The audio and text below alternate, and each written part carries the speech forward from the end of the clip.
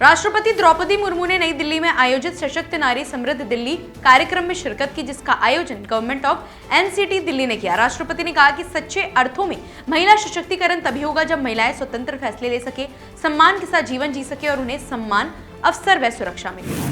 नई दिल्ली में पीएम नरेंद्र मोदी ने कहा कि भारत और कनाडा लोकतांत्रिक मूल्यों पर अटूट विश्वास रखते हैं और विविधता का उत्सव मनाते हैं। दोनों देशों ने साझेदारी को अगले स्तर पर ले जाने का संकल्प लिया है और 2030 तक व्यापार को $50 अरब तक पहुंचाने का लक्ष्य तय किया है। इसके लिए जल्दी व्यापक आर्थिक साझेदारी समझौता को अंतिम रूप देने का निर्णय लिया गया है। आईएनएस कौंडिल्य भारत की पारंपरिक तकनीक से बनी एक अनोखी जहाज है, जिसमें लकड़ी की तख्तियों की नारियल की रस्सी से मिलाकर प्राकृतिक रेजिन से सील किया गया है। ये जहाज भारत की सदियों पुरानी समुद्री कला और शिल्प कला को फिर से जीवित करने का प्रतीक है। ये पहल भारत की अपनी ज्ञान परंपरा को संरक्षित और दुनिया के सामने पेश करने की प्रतिबद्धता को दर्शाती है। कोलकाता में केंद्रीय मंत्री शिवराज सिंह चौहान ने कहा कि मां काली की पावन भूमि पर माताओं, बहनों और बेटियों पर अत्याचार हो रहे हैं। उन्होंने आरोप लगाया कि राज्य सरकार बलात्कार की घटनाओं में अपराधियों को बचाने और सबूत मिटाने का काम कर रही है। चौहान ने इसे अपराधियों को संरक्षण देने की गंभीर गलती बताया।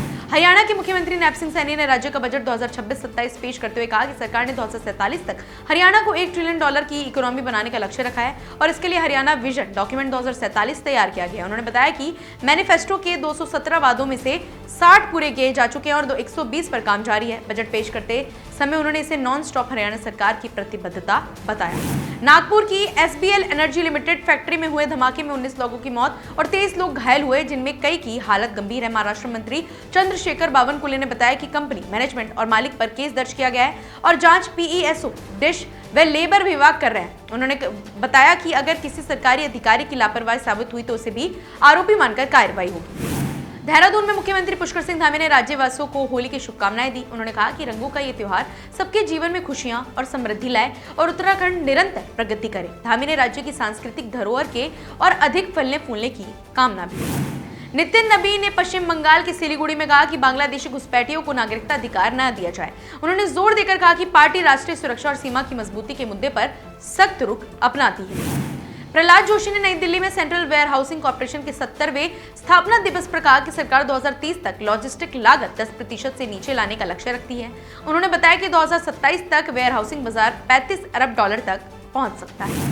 वृंदावन में सैकड़ों लोगों ने इस बार होली खेलकर सदियों पुरानी परंपरा को तोड़ा। सुलभ इंटरनेशनल द्वारा गोपीनाथ मंदिर में आयोजित इस कार्यक्रम में रंगों और फूलों से होली खेली गई, साथ ही भजन और पारंपरिक नृत्य भी हुए।